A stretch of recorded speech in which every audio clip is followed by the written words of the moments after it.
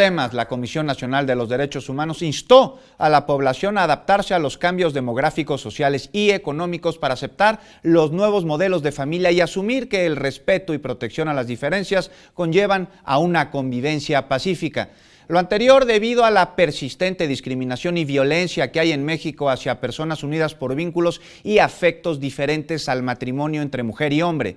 Así lo informó el organismo en un comunicado y además indicó que los tipos de familias pueden estar integradas además de por el padre, madre e hijos, por madres o padres solteros y parejas sin hijos o que han postergado su paternidad. También hay familias unipersonales con individuos que viven solos, parejas del mismo sexo y parejas reconstituidas que han tenido relaciones o matrimonios previos, al igual que hijas e hijos. La comisión enfatizó que el Estado tiene la obligación de implementar políticas públicas, acciones y programas para erradicar la violencia al interior de las familias.